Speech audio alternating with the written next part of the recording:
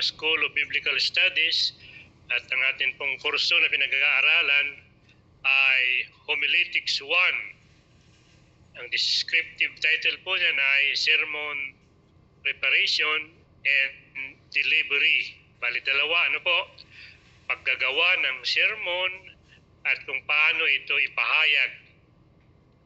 So yan po yung course natin. So dahil 10 lang ang pwede mag-appear sa screen, yung iba nakikinig sa atin, so magro-roll call po tayo para malaman kung ilan ang present ngayong gabi. Ano po?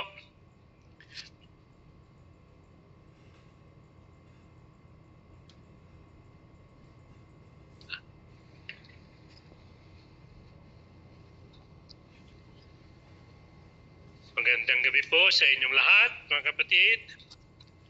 Mag-uumpisa na po tayo. Good evening po sa lahat. Ano po? Magro-roll call po ako para malaman natin kung sino yung mga present. Kasi kung minsan may mga nag-a-appear at the beginning, pero biglang mawawala, hindi ko na po alam kung natulog na or umalis na dahil hindi naman na magpapakita. Kaya magro-roll call po ako sa isa para mag-appear kayo at mag-okay, sasagot po kayo at maririnig naman namin. Ano po? Si kapatid na Ferdinand Oclarit, present po ba?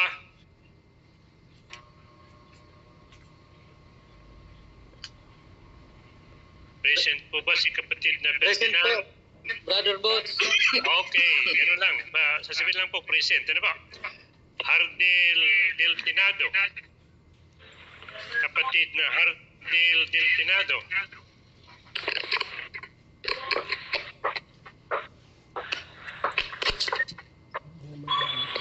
Absent ba si kapatid Hardel?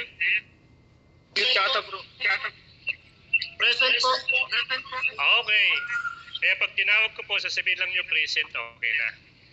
Si kapatid na Mariano Gamusa Jr. Present po. Oh, thank you. Si kapatid na Calvin K. College. Present, Brother Butch. Present. Wala? Present. O wala pa? Okay. Nandiyan po siya eh.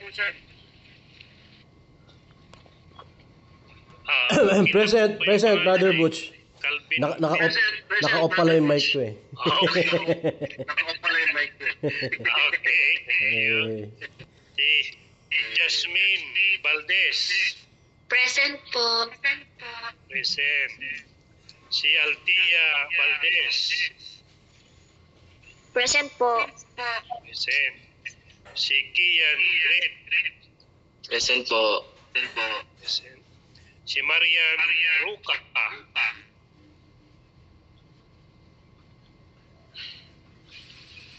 Wala pa po. Wala pa dito. Wala pa. Si Jammer Idora Hupansya. Jammer.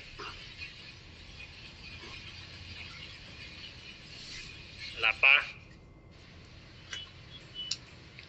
Si Richard Intisi. Wala pa. Si Virgilio Intisi. Wala pa. Si kapatid Romel Manson. Wala pa. Kapatid Romel. Paalam po si Brother Romel. Good. Ay, nagpaalam Po siya siya. na maka-attend daw ngayon. Si Jefferson Saragusa. Apa. Pati si Jefferson, nagpaalam din. Wala pa. Wala pa. Si Joey Badion.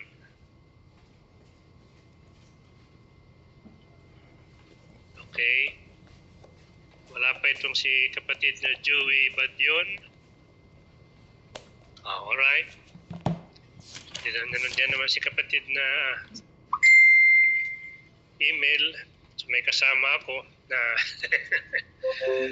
meron tayong pagtatanungan. Minsan sa Tagalog, mas medyo nahirapan tayo. May assignment po tayong dapat na gawin. Ano po? Gumawa ng mid division ng Roman and Romans. Ano bang tatlo yun eh? Yung sa John 11:35, sa Philippians 4:4, and John 4:24. Ano po? Bali tatlo yan.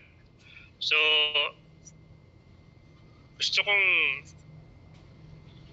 malaman kung ano ang gagamitin ninyong method of introduction plus yung main division nyo.